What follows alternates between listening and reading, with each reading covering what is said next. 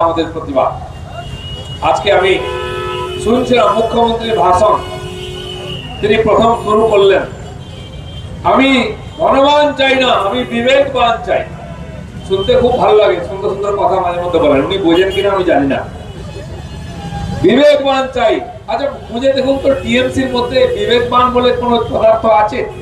মমতা ব্যানার্জি থেকে শুরু করুন, আপনারা ভাইপোর কথা ছেড়ে দিন। কোন বিবেকবান বলতে পারে প্রধানমন্ত্রীকে হরিদাস পাল, দেশের গৃহমন্ত্রীকে হদল কুতুব? তার বিবেক, জ্ঞান, বুদ্ধি, মনুষ্যত্ব কি আছে আমি জানি না। তারপর উনি বিবেকের কথা বলবেন, বিবেক তো কোথায় থাকে জানি না, কার নাম বিবেক সেও জানা নেই। একবার রাহুল গান্ধী বলছিলেন যে মোদী সব জায়গায় বলছেন বিকাশ চাই, বিকাশ চাই। কে বিকাশ? কার নাম বিকাশ? তিনি ভাবেন বিকাশ কোন লোক হবে। আমার মনে হয় মমতা ব্যানার্জি বিবেক বলে কাউকে খুঁজছেন বোধহয়। একবার উনি বলেছিলেন বিবেক দা, বিবেকানন্দকে, তো সেই বিবেককে খুঁজছেন। আমি বলি দিদি আপনার বিবেকবান কেমন লোক? আমাদের পাশের জেলা বীরভূমে একজন ছিল, সে এখন বিহারের ভাত খাচ্ছে, কেষ্ট। তার বিবেক দেখেছেন আপনারা? যত চাল কল, যত পেট্রোল পাম্প, যত বাগান বাড়ি সব ওর নাম হয়ে গেছে। কার কে তৈরি করেছে কিছু দরকার নেই। দামি গাড়ি সব তার বিবেক বড়, সব জিনিস তার নিজের মনে করে।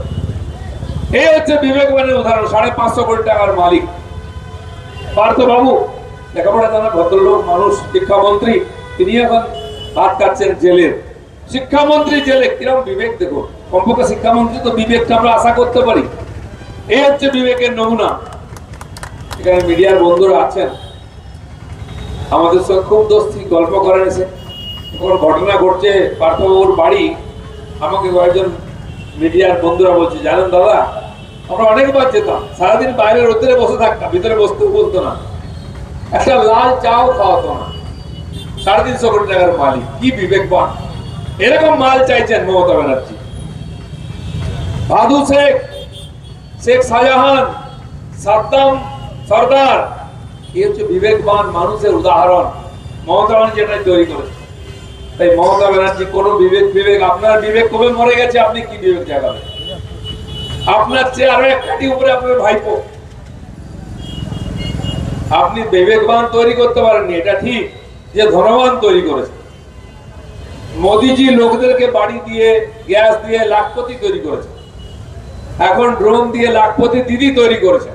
লক্ষ লক্ষ লাখপতি পরিবার তৈরি করেছেন মোদিজি।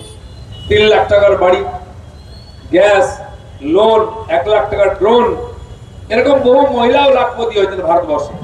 কিন্তু মোদিজি কোটিপতি, 600 কোটির মালিক কাউকে বানাতে পারেননি। এটা ওনার সফলতা নয়, এটা বিফলতা মোদিজি। কিন্তু আমাদের মমতা ব্যানার্জিকে দেখুন, তার একজন কাউন্সিলর 4 কোটি টাকার বিদেশি গাড়ি চড়ে। কাউন্সিলর, সে কলকাতার নেই, ছোট শহরে। তাহলে এমপি এমএলএ দের কি হবে ভাবুন। বিমানে চড়া হচ্ছে, বিমান কেনার মতো পয়সাও আছে। টাকা কোথায় রাখবে, কি করবে ঠিক করতে পারে না। আলমারির মাথায়, খাটের তলায়, আলমারির মধ্যে।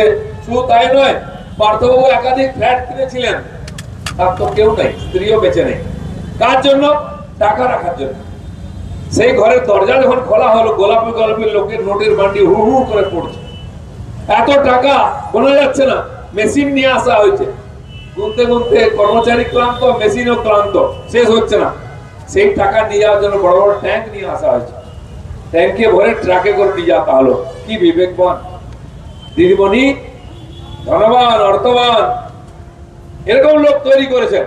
আজ তার পার্টিতে খুব কম নেতা হবে, কাউন্সিলর বা উপরে যারা কোটিপতি।